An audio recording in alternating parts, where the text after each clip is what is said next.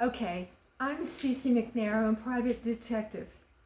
And my first murder case was the Irene Silverman case, July 5th, 1998. I'll read a little bit from my book, which is called Never Flirt with a Femme Fatale. Sante Kimes was the ultimate femme fatale. I'll let you know a little bit about myself, too.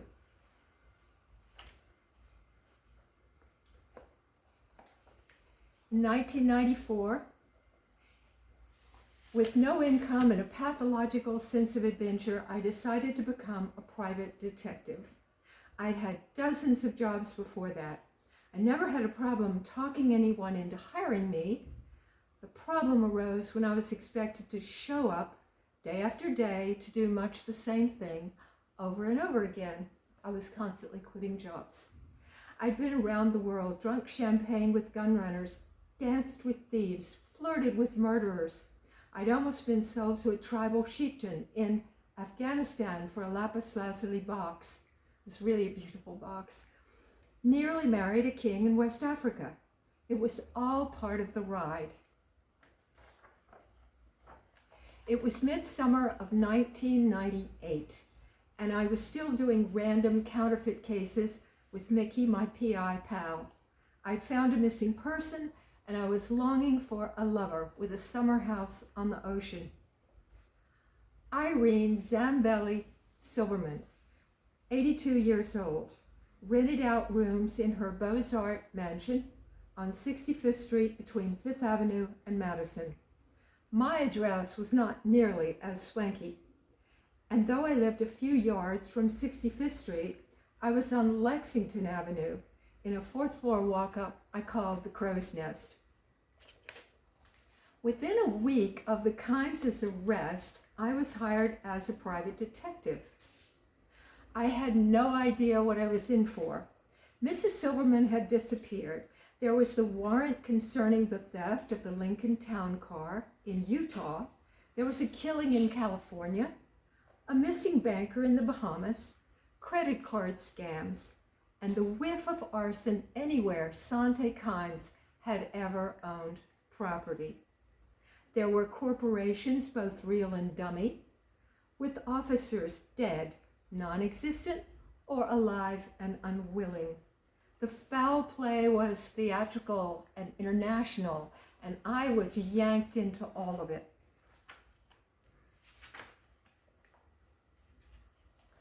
People often ask me my first impression of Sante Kimes, and I remember meeting her for the very first time, going downtown on the subway to 100 Center Street in the baking July heat, and checking my valuables, well, not my valuables, everything in a locker. I was allowed a notebook and a pencil, I think, and going up to the 12th floor to see her. Sante wore a gray sweatsuit, running shoes. Her hair was piled on her head in a messy kind of black and gray tendrils, and her hands were manacled in front of her. At 5'5", she was overweight, but her skin was smooth, her eyes bright, and even in these surroundings, the often noted resemblance to Liz Taylor was apparent. Her eyebrows were black and thick, her voice youthful, and I found it hard to believe that she would be 64 years old in a few days. The intensity of her gaze makes everyone think her eyes are black. They're not, they're gray. All the writers get it wrong.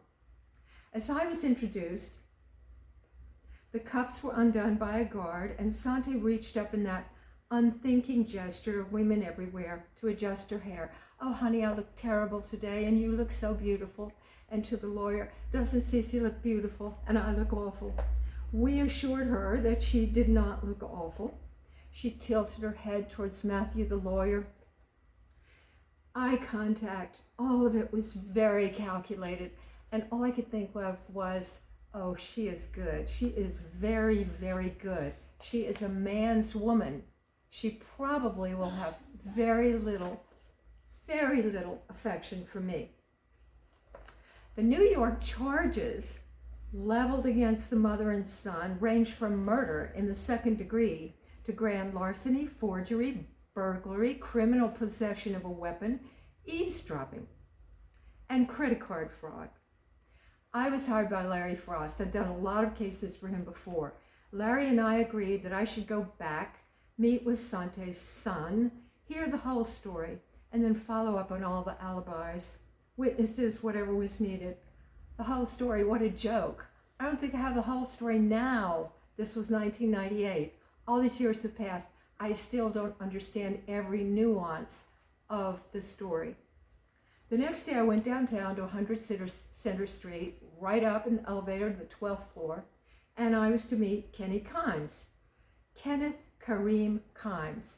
I kept asking Sante what the K meant to her, and she kept saying she would explain it to me someday, but she never did. He is called Kenny by everyone, even the guards. He was tall, slender, with a tan, fast fading into prison paleness. Broad-shouldered, with erect posture, he slid into the chair, and I stared at him through the metal grating that separated us. That summer of 1998, I saw a handsome, clean-shaven young man with green eyes and brown hair, 6 feet 1 inch tall. His smile was even and white, but it came and went very quickly, very nervously. Even in the summer heat, in the sleeveless undershirt, sweating behind the grate in the attorney room, one could imagine him in a blazer or an expensive suit. He smiled, he joked, he flirted a little, he implored. Kenny was his mother's son, relentless, always polite, but forever relentless. He spoke well, his hands and fingernails were very clean, and sitting across from me, I thought of him, 24 years old, negotiating a loan for his new business at a bank. Later, I would realize I was wrong. He would be robbing the bank. From the start, I was warned that I might not be paid. The judge had frozen all the Kimes assets because they were from criminal enterprise. So, being warned that I might not be paid, I really didn't care about it much. I didn't think about it very much. Money floated in and out of my life. Not a lot, but to keep me going to the grocery store. There was the occasional new case, but the Kimes took over my life. Somehow, in those days of not being able to afford to go to a movie, of washing my clothes in the bathtub, and pretty much living on Oreos and calamari, I got by. I kept track of my hours at the beginning of the case, and then I stopped. I was drawn in by the drama. A part of me was horrified that anyone would hurt Irene Silverman because I came to think that I knew her. But another part of me was thrilled every waking hour to be hired for my first murder case. One of the most important parts of this case was the black bag. The lawyers did not want to go and retrieve it. Sante implored, demanded, begged, shouted, insisted that someone go and pick up the black bag that she had checked at the Plaza Hotel on July the 5th. It was decided that Larry Frost, I was working under his license. I didn't have a license at this point to be a PI. I deserved the license, but there was one snag. Anyway, Larry Frost went to the plaza, picked up the black bag. The NYPD were watching, but he was too quick and he went out the door. Now, the black bag was turned over to the New York City cops. We were thinking, the defense team, that we could use the Fifth Amendment protection for the client, since whatever was inside had been handed over voluntarily. Wrong. Big mistake. That didn't work. The contents of the bag proved to be the most dynamite-damning evidence yet. There was a lease for Silverman's townhouse with her obviously forged signature, which transferred the ownership of her house to the Atlantis Group Limited. Guess who is behind the Atlantis Group Limited? Masks from the movie Scream and wigs. When Sante Kimes was taken into custody, she was carrying Mrs. Silverman's passport and other personal documents. Her response to police was that Irene Silverman was a dear friend who often gave her documents for safekeeping. Nobody really believed that for 1 minute. For nearly 2 years, I visited Sante and Kenny on the 12th floor several times a week, an hour or 2 or 3 every time. We on the legal team were the only people Sante wanted to see. The press was tripping over each other, dying to get interviews.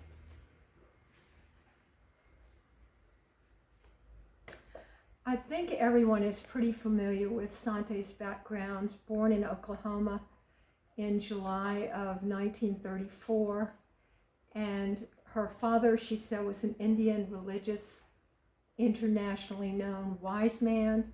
Her mother, Mary Van Horn, was Irish. Sante insisted she never had brothers or sisters, an only child, but she really had 2 sisters and 1 brother. The start of the Depression, they moved from Oklahoma to California, according to Sante, and her father deserted the family, and her mother began to work as a prostitute. Sante says she ran the streets of Los Angeles as a little girl, stealing food and taking care of herself. Then she was adopted by a nice middle-class family in Carson City, Nevada, and taken there to live. She was a beautiful little girl, and she was a beautiful woman too, with the dark hair, the dark eyes, and oval face. She went to Carson City, Nevada. She made good grades in school. Her name, Sante or Shante, became Sandy, and she became Sandy Chambers. She had friends. She was popular. And right after high school, she married a classmate. That ended in divorce. Then she married another person. She married Walker and had Kent. Ed Walker was the father of Kent Walker, who is the half-brother of Kenny. And I must say he's written a fantastic book called The Son of a Grifter. So if you see it, buy it. In her 20s, Sante had 2 husbands behind her and a son. Now, there were jobs off and on because she was vivacious, she was attractive. Kent says in his book, there were always the men. Quote, Mom's men would always be left in debt, in the thousands, but she never ran out of suckers. My father was only the first victim. This was husband 2. Mom was brilliant at playing the men against each other, keeping them jealous, angry, and sexually obsessed. She enchanted them. I don't know how she did it. She could be whatever her man of the moment needed her to be. That's from Kent, her son. So Sante meets Kenneth Kimes, who owned a chain of motels across the United States. His worth was estimated at over $50 million at one point. She took good care of her man. She made sure he felt like the most important person in the world. He loved the scent of gardenia. She wore gardenia perfume and floated around in a cloud of gardenia. His favorite color was white. Sante only dressed in white. She realized that to solidify her place in his life and her style of living, which was now quite expensive, she should have a child. So she got pregnant, and at age 41, she produced Kenny. He was born in 1975, and I believe Kent was almost 18 years older. But Kent was the stepson. Kenny was the heir apparent.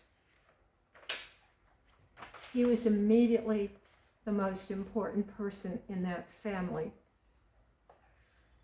Now, they lived in a house on Geronimo Way, which the back of it was a huge green golf course, and it was a lovely modern ranch house in a beautiful area of Las Vegas. No one had any idea that Sante and Kenneth Kimes were keeping slaves. Kenny had been born in 1975, so in 1985 he was 10 years old when his mother and his father were arrested for involuntary servitude, slavery. It was astonishing because they had plenty of money to hire servants to do Sante's manicures, pedicures, go to a hairdresser, launder and iron her white wardrobe. So they went to trial, and Kenneth Kimes was given a 3-year suspended sentence and 2 years of probation, and was ordered to undergo 60 days of alcoholic counseling.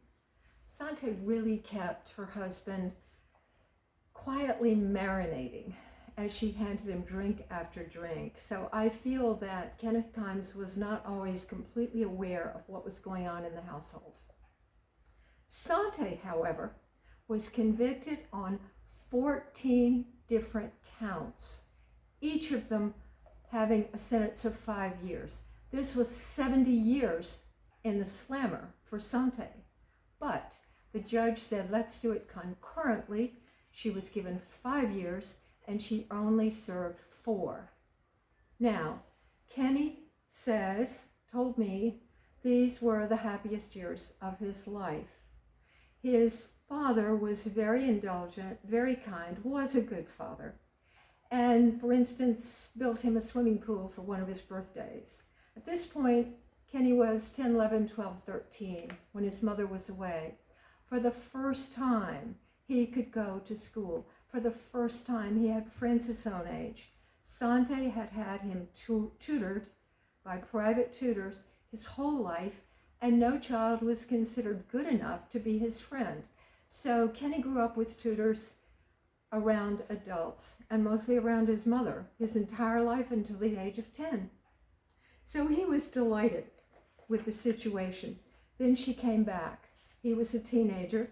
He was troubled. He was angry at her control over the household. Now, Sante was arrested a couple of times for shoplifting. Silly little things. $1 lipstick. She'd go into a grocery store and put a pork chop in her purse. Sante loved the thrill. There's no reason for anyone to shoplift $1 lipstick when she has a multimillionaire husband at home and a white Cadillac in the parking lot. She did it for the thrill. Scientists have dubbed D4DR the thrill-seeking gene. And I really think that Sante has this gene. They are prone to impulsive behavior, are hot-blooded, fickle, excitable, and extravagant. What else can I say about Sante Kimes? I told one of her defense lawyers that if there was a place that Sante had to be, we go from point A to point B, and there were 2 routes. One was through a beautiful garden filled with flowers and singing birds. The other route was through a jungle with poisonous snakes, and she'd have to swim a river with snapping crocodiles and piranha. I knew which route Sante would pick. She loved the excitement, constant excitement. Now, even though it was my first murder case, and I was very excited about doing it, I was not entirely stupid about what had been found that was highly incriminating. The prosecution was going to have a field day in court unless I dug up something to exonerate Sante and Kenny. I sensed that she had done terrible things, and the more research I did, the more I thought that if she killed Irene Silverman, he was not her only victim. I thought there were probably maybe a dozen other people that had died at her hand. I really thought she'd committed murder more than once, maybe more than a dozen, excuse me, maybe more than a dozen times. Sante's slaves were young, poor Mexican girls who spoke no English and had no rights in this country. The Marias, the Rosas, the Juanitas. Did they run away, as Sante often told Kenny? Or were they put in the trunk of the latest Cadillac and then driven a few miles to be left in the desert, maybe in shallow graves, with no links to anyone who would even report them missing? I gathered enough information to use my imagination and imagine Sante and Ken Kimes at the wheel of their Cadillac, driving over the border to Mexico, going to a little dusty village and picking out a teenage girl, then telling the parents that she would be a maid in a beautiful house in Las Vegas. She would have a wonderful life. She could send money home. She could call the family every Sunday. The mother and father were perhaps delighted. The teenage girl might be very excited at her new life. Everyone in the village would wave goodbye as this huge American fancy car exited the village. Then at the border, the girl would be put in the trunk and for several miles would be in the back of the car, hidden, and then taken out and then driven to Geronimo Way, where she was locked in a room, only out to work 7 days a week. And according to the court records, she was beaten, threatened, even tortured with an iron, boiling water. As I said, Kenneth Kimes marinating with his drink of the moment. Probably knew very little about this, but I think of Kenny, at least age 6, maybe younger, hearing the crying of the girls who were just a few years older than he was. Must have been horrible for him. Now, after this conviction and after Sante got out of prison, convicted of slavery, it didn't stop her. She still had to have her servants. So she began to go to homeless shelters, and she would offer jobs to this person and that person. She picked out her victims very carefully. It was grifters versus drifters. Who would miss this man who'd been living in a homeless shelter? Who even knew his name? So they were treated very badly. Sante was good at picking victims. Elmer Holmgren, an alcoholic lawyer down on his luck, was charmed by Sante and consented to be retained for a few $100s a week. After all, she always needed a lawyer. Sante flirted and flattered, possibly slept with him, and it wasn't long before he was pushed by Sante into things more than legal work. He committed arson, burning down one of her houses for the insurance. Sante did this very, very often. This was an easy way to get money, and she considered the insurance companies just open banks for her. But he talked a bit too much about it when he was drinking in a bar, and the ATF contacted him for an interview, and they persuaded him to wear a wire and to go back to the Kimeses, which he did. Now, the last phone call to the ATF, the man who was handling him, was to say that he was going to Costa Rica on a trip with the Kimes. He was never heard from again. His body has never been found. Now, in March of 1994, Ken Kimes collapsed on the sidewalk in Santa Barbara with an aneurysm. Sante had nothing to do with his death, and she needed him alive. Ken Kimes had money all over the world stashed in offshore banks. She had to keep him alive, forge his signature long enough to drain the accounts. Now, Linda Kimes, who was Ken Kimes' daughter from the previous marriage, claims that she did not know her father was dead for 2 years. And the way Sante did this was whenever there was a phone call, she would say he was in Asia traveling, or he couldn't come to the phone. He was in the shower. He had laryngitis.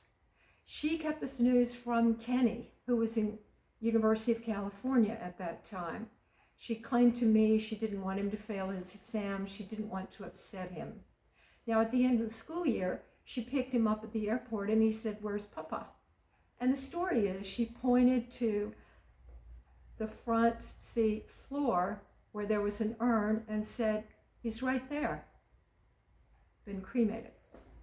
Now, I don't know if this story is true or not. Kenny dropped out of the University of California and became like this with his mother. And this was the beginning of his spiraling into crime. He was her accomplice. Very, very close after the death of his father. His grades were poor. It would have taken him 5 years to graduate, so it wasn't a big sacrifice for him to not have a college degree. In the late summer of 1998, my assignment seemed simple. All I had to do was to find alibis and witnesses, anything at all that would place my clients geographically away from 65th Street and unable chronologically to murder or to kidnap, to make disappear Irene Silverman and dispose of her body on a bright Sunday afternoon in July. Now, all the times I was visiting Sante and Kenny at 100 Center Street, 12th floor, there was mention again and again of a California situation. David Kasdan had been murdered in Los Angeles, March 13th, 1998. Irene Silverman was July the 5th, 1998. They were very worried about being accused of Kasdan's death. Kenny's face would go absolutely white at the mention of it because California was a death penalty state. In August of 1999, Los Angeles prosecutors charged Sante and Kenny with the murder of David J. Kasdan. Kenny had been waiting for this, and now it had finally happened. He was more panicked about the LA murder with each passing day. There was also the missing banker. His body was never found.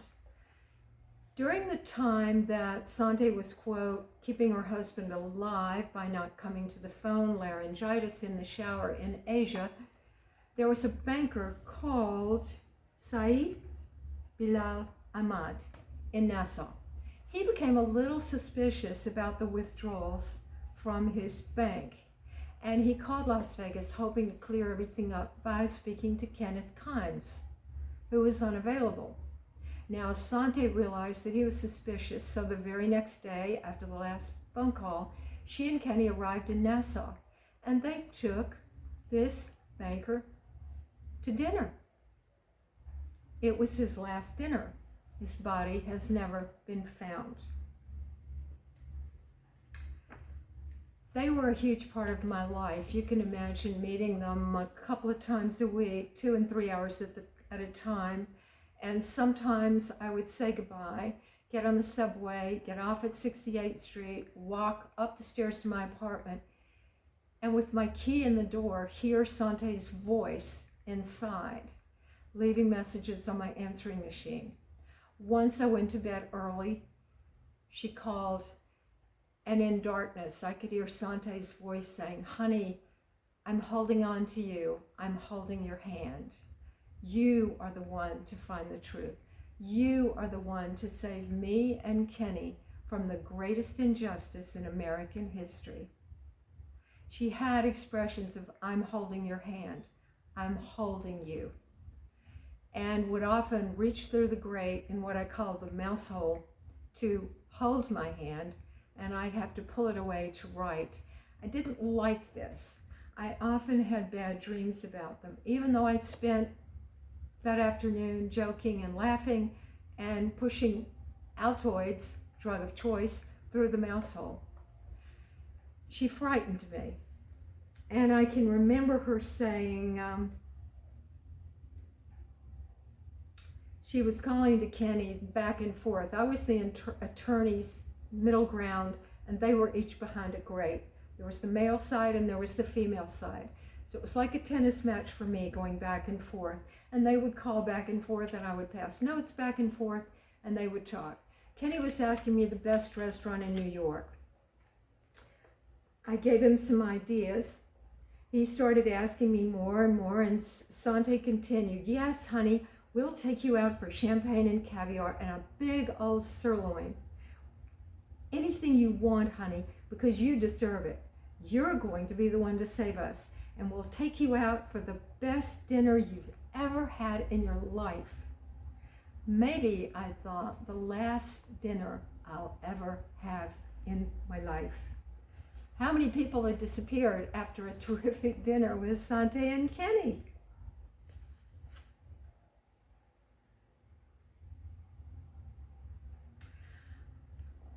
I wanted to find something that would prove they had not killed Irene Silverman. I knew everything against them. I knew the evidence, the date rape drug in the car, the stun gun, etc. But the facts were there was no body, no DNA, no weapon, no witness, certainly no confession. Could it be possible that they might be convicted of killing Irene Silverman when they didn't do it? But would it be some kind of poetic justice that they had killed other people and gotten away with it? I felt I had to pursue every possible alibi, every single clue.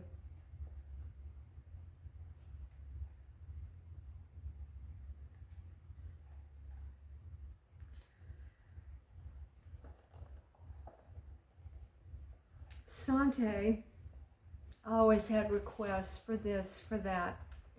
She was very proud of her looks, and she was very pretty. You could see that she had once been very beautiful. Her skin was smooth, her eyes were bright, beautiful smile. She worried about her hair. She used Kool-Aid for blush on her cheeks. She was very upset about not having any lipstick. So I confess, I went to Duane Reade. I bought Wet n Wild hot pink restaurant lipstick, broke off the paraffin, and then I don't know what that note was. I'm new to this. Broke off the paraffin and wrapped it in Kleenex, pushed it through the mouse hole. She was ecstatic, ecstatic. Tucked it in her bra, and the next time I saw her, she'd be wearing hot pink lipstick. July the 5th was a bad day for alibis. A bad day for alibis because everybody remembered it. It was the Sunday after the Saturday 4th of July, and a lot of alibis I was asked to pursue. The stores were closed, the cafes were closed. She couldn't have had that pastry at such and such a restaurant. They were not open. So they'd been creating alibis before the murder, but none of them held up July the 5th. Now, that summer, during all the chaos, I lived 3 blocks from Hunter College, and I decided to take a course in abnormal psychology. I thought it might help me in the detective world. So it was 7 o'clock in the morning. Flipping my brand new textbook open to sociopath, psychopath, I started to read. The definition described a person who is able to lie repeatedly, is impulsive, aggressive, reckless, self-centered, dramatic, histrionic, narcissistic, with no regard for anyone, not even their own child. Psychopath, which conveys a greater sense of danger, was replaced by the word sociopath after the case 3 Faces of Eve. I prefer psychopath. I think it is a dangerous situation, and I think it suits Sante and Kenny very well. Every morning at 7, I was in class thinking of my 2 favorite psychopaths, taking notes. In the afternoon, I'd be on the 12th floor of 100 Center Street taking notes with my two favorite psychopaths. There was more. There was always more. There were more alibis to pursue. I kept asking Sante, okay, if you and Kenny had nothing to do with Irene Silverman's disappearance, because we were calling it that, thinking she might materialize after an around-the-world cruise, I said, Sante, what happened to Irene Silverman? What do you think? You said you were such a close friend of hers. She said, honey, all kinds of things could have happened to her. Mrs. Silverman was running a brothel, a whorehouse. And she said, two of the biggest clients were Mayor Rudy Giuliani and President Clinton. The four lawyers loved these revelations. We had lots of strategy meetings. Okay.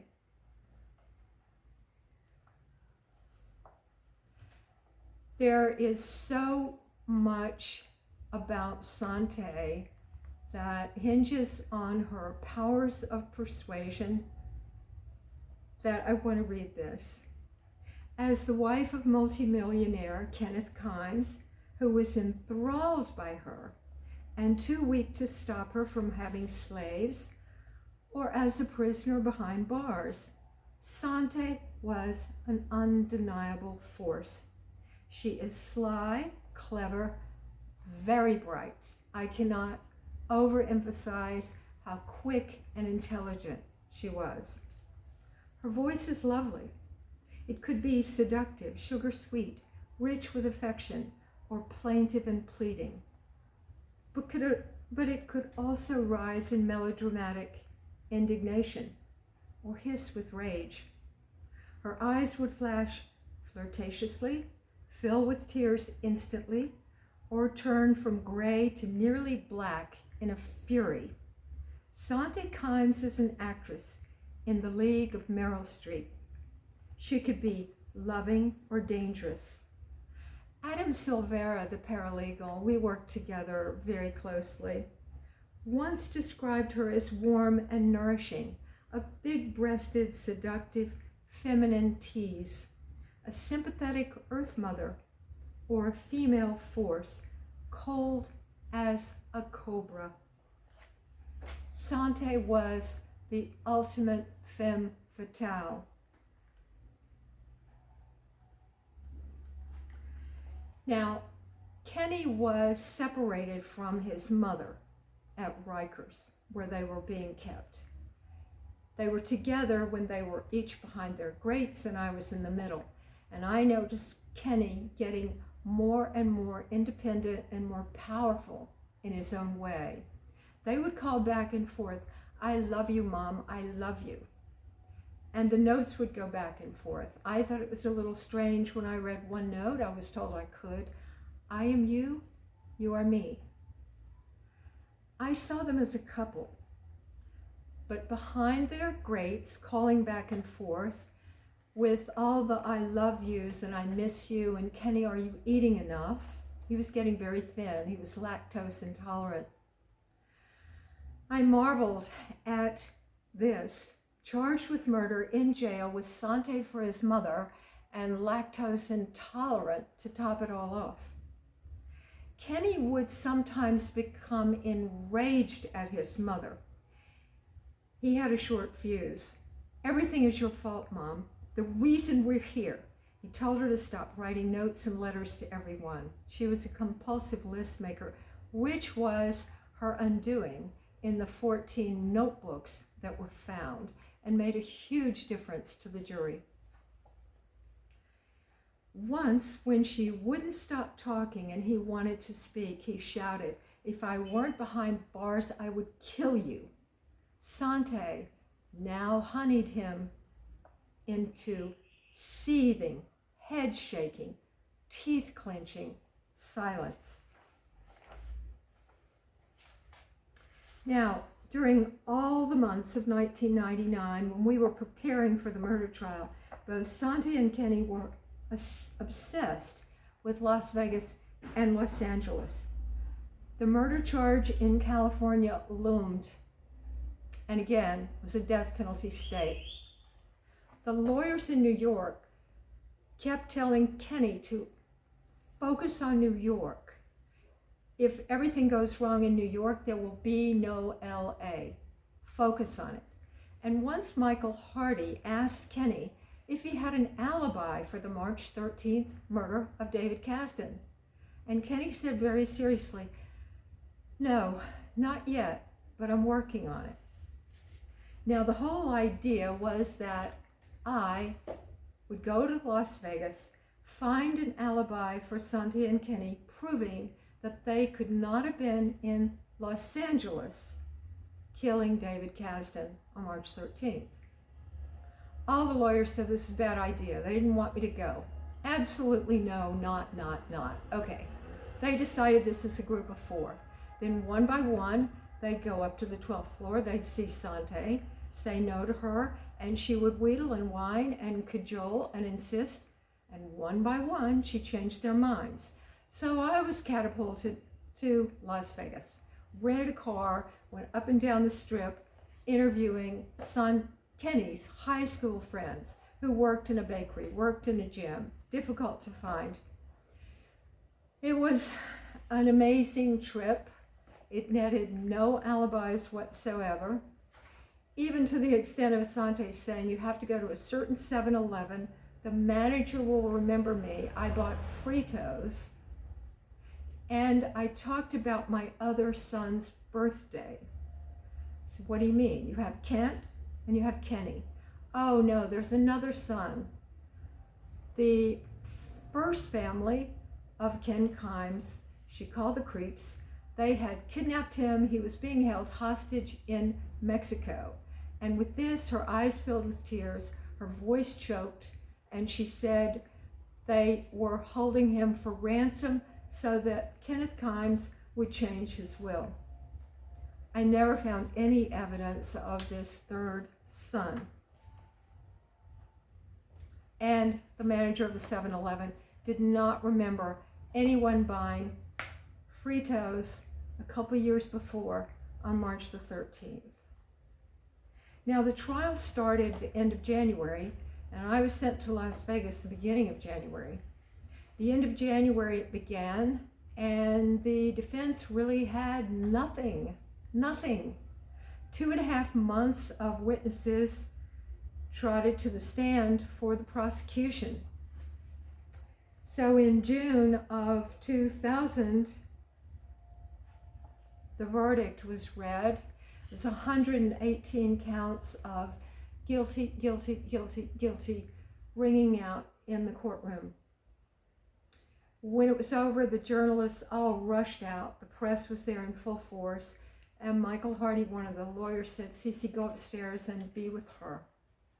So Sante and Kenny had been taken out by guards in handcuffs, and I got up to the 12th floor before them and saw Sante walking down the hall in the clothes that Adam and I had bought for her court appearances. And she threw her arms around me and said, "If I start crying now, I'll never stop." Then she was put in behind the locked door to sit behind the grate and talk to me. Immediately, almost 2 years of trial preparation, 118 counts of guilty, and she was saying, "You have to go back to Las Vegas. You have to get an alibi for the Los Angeles murder of David Kasdan. We have to appeal."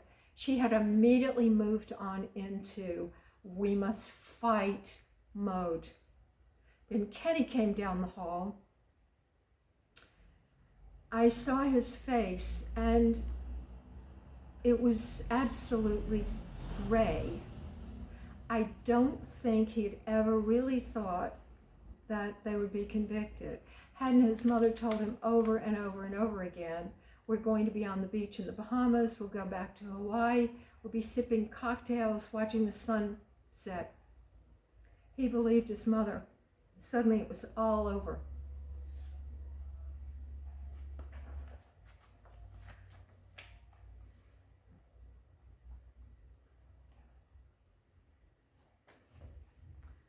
as I said before, the jury could not ignore the 14 notebooks and the to-do list of things like buy milk, buy stun gun, buy large size garbage bags. Now the following June, Sante was in Bedford Hills Correctional Facility for Women, which is just a train ride from New York. It's a beautiful train ride. It's a beautiful area. And Kenny was in Dannemora, which is close to the Canadian border.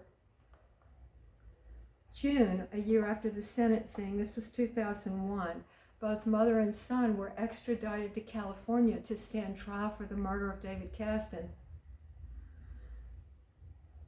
This went between governors. So this was Governor Pataki and Schwarzenegger making this decision. Sante wanted me to be her investigator in California, but I had worked entirely for free for all those years before, and I couldn't afford to move to California and work for free on her case. There was possibility of a frame-up. She kept saying, but honey, it's the same case, Silverman and Kasten, it's the same case. You're the only one who knows the whole story. On and on and on. She finally did get 2 lawyers, Ray Newman, Charles Maple, but they began to call me. At this point, I'd moved to Coral Gables, Florida, and I was getting calls from the lawyers saying, we need client control. Client control. We can't handle Mrs. Kimes. There was a wonderful private investigator named John Rice in California. He always called me as he was buzzing up and down the freeway or in traffic. I think he lived in his car, but he was working with the lawyers. She had begged me for years to write a book, the truth, her life story as no one had heard it before. So in December of 2001, she was in California, Kenny was in California, and Talk Magazine sent me to Los Angeles, excuse me, to interview Sante. She was going to get a lawyer in January, one of the lawyers, I guess, in January of 2002. And of course they would say, don't talk to anyone. So it was imperative that I get there December 2001. So I met her. I need a drink of water. What do I do? Anyway, I got there in December of 2001. I met with her at Twin Towers. It was Christmas Eve. She looked wonderful. I mean, it was kind of ridiculous. Her skin was glowing. She was still using Kool-Aid, but she looked like someone who'd been in a spa. It was ridiculous that this woman could look so good in prison. Anyway, she was going to tell me what really happened. And that is the basis for this book. This is Sante Kimes' story as she told it to me. Coming into town from the airport, I looked out the window of my taxi and thought, this is where it's all going to end. Sante had come full circle. From being a waif on the streets of Los Angeles, thank you, with a prostitute mother, to being a woman on trial for murder within the same few blocks. Everything had come full circle. A brutal, capricious, and colorful lifetime later.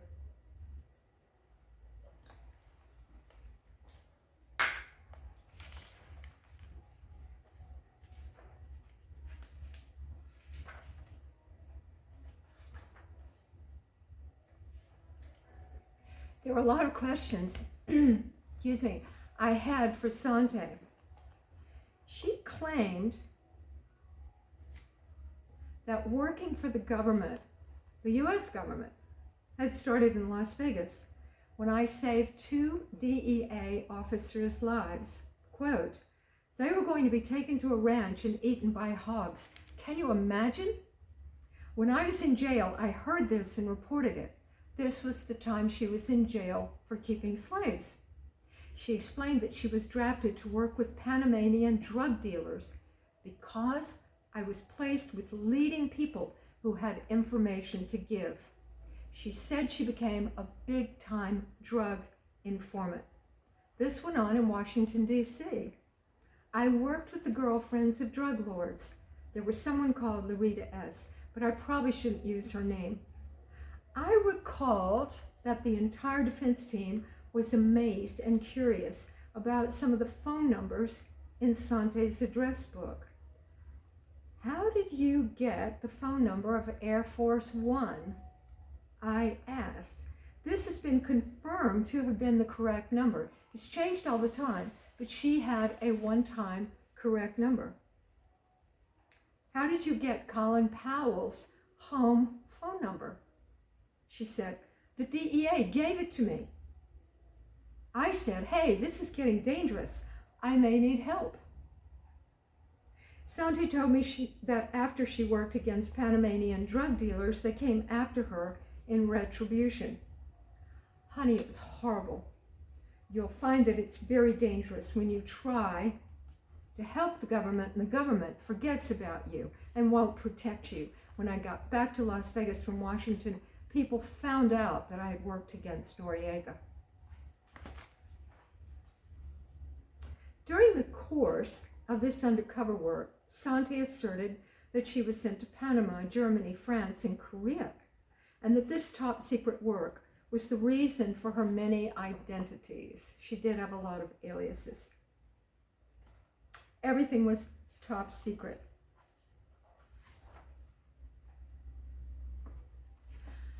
Talk Magazine was very happy with my article, and they said, "Keep writing. You're way over the word count, but keep writing."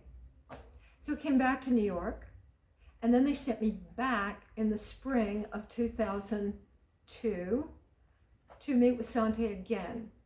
And I got to Los Angeles, and she refused to see me. I was told to wait a few days, maybe she would change her mind. I had no idea why she didn't want to see me. But I decided to go and see Kenny during this time of just killing time. Kenny sat still and alone behind a plate glass window like a department store mannequin. His light brown hair was long enough to be slightly curly, and he'd grown a mustache that made him look eerily like his long-dead father. He was pale and jumped when he saw me, but then he seemed glad to see me. I put my hand against the glass in greeting, and he didn't. "New York was a disaster," he said. "We had no defense. We didn't have a chance." Okay, I always thought, several people always thought that the mother and son should be tried separately. And the idea was it would have given Kenny a chance to turn on his mother and say, "My mother made me do it. I've been in her thrall. I've been under her control my entire life." We all made bets on Kenny turning against his mother. He never did. So now he was in LA. He'd been sentenced to 126 years in New York. I think Sante was 120 years in New York. I stared at him, trying to think of what to say to someone in his 20s with nothing to look forward to. He should have been getting married, buying a house, in business, having a profession. Here sat someone who had ruined it all on a spree with a seductively mad mother. He wanted me to follow up other alibis. He talked about an appeal to the New York conviction, and then it was time to say goodbye, and we put our hands together over the glass, and I noticed that he had a very long lifeline.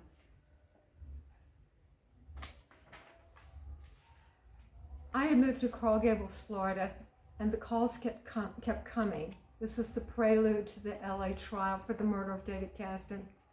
I was getting calls from the lawyers, client control. I was getting calls from Sante. I was getting calls from John Bryce. So it was decided I would join the defense team as the consultant, and I would fly to LA. And I was given a ticket, and I flew there just for 1 or 2 days of the trial.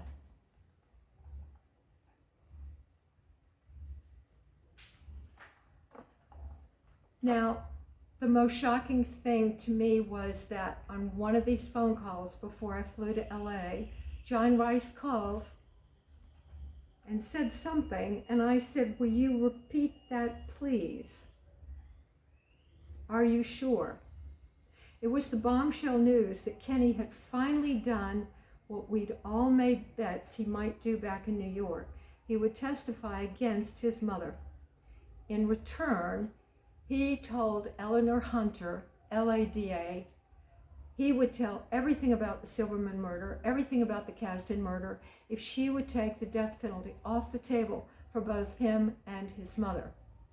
At this point, they held the distinction of possibly being the only mother and son in American history to be executed. Now, before I flew to LA, it's funny, news came from John Rice that Sante and Charles Maple were fighting. Ray Newman was arguing with Maple. John Rice, whom I like very much, wasn't crazy about either lawyer. And Sante was driving all of them absolutely crazy with her histrionics. I sat in my lemon yellow living room in Florida, barefooted, and pictured Sante watching a dogfight in which 3 hounds are all racing around in a circle, barking and snapping in a cloud of dust. She loved the chaos. She told all 4 lawyers in New York different stories every day. When I later heard that Newman's Bahamian retainer was for $400,000, I thought, well, that makes him happy. It's all pretend money. It's not there, but she's convinced him. This made Charles Maple, the other lawyer, insane with rage because he was working pro bono. Well, actually, they were both working for nothing because there was no money. So we come to the LA trial.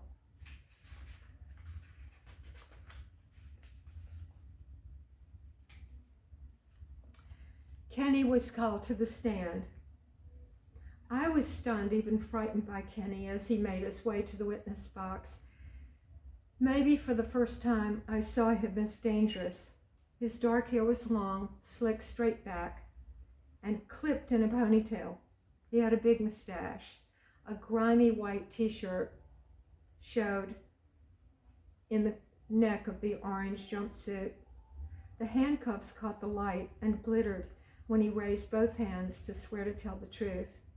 It was now June of 2004, and I saw nothing of the young man I had met in the summer of 1998, nor of the inmate I had seen in early 2002.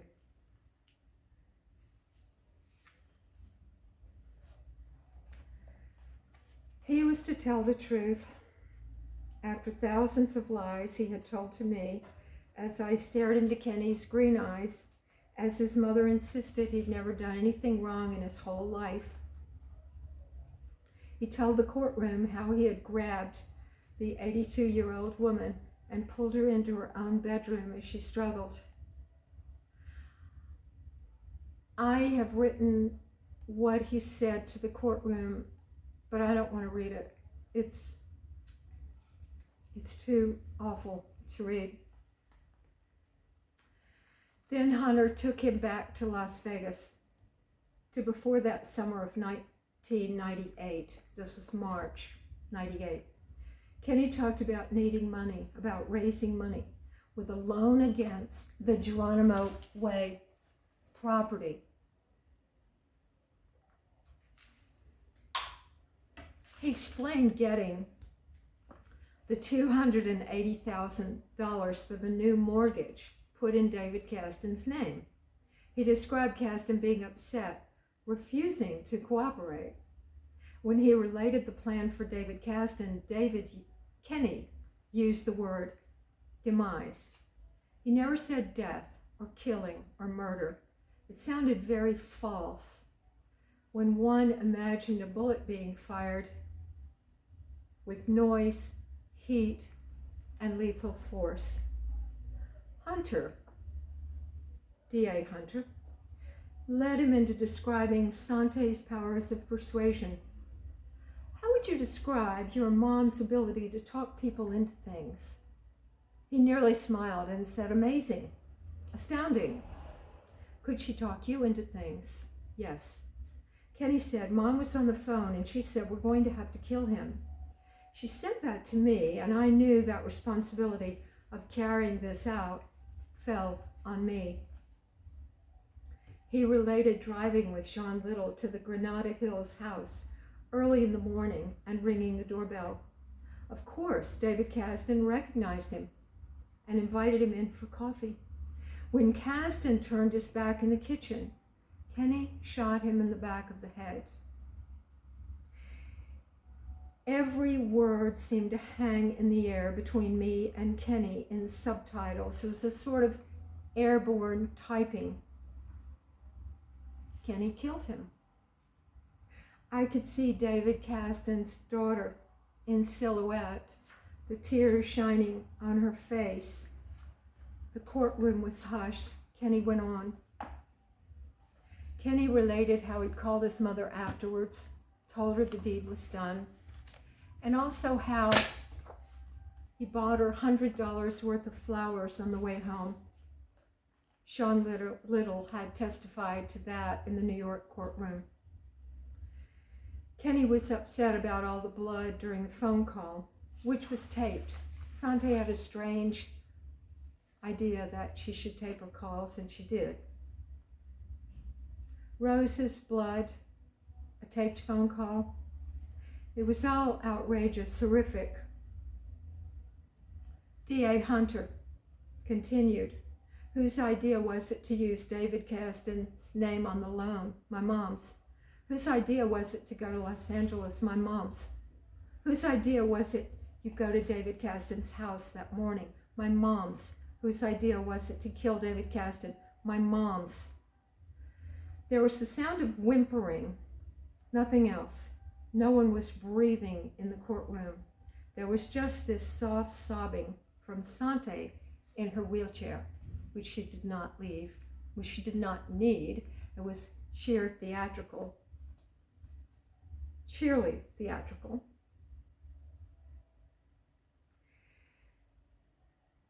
Kenny was crying. Tears were glittering on his face. You could hear the tears in his voice.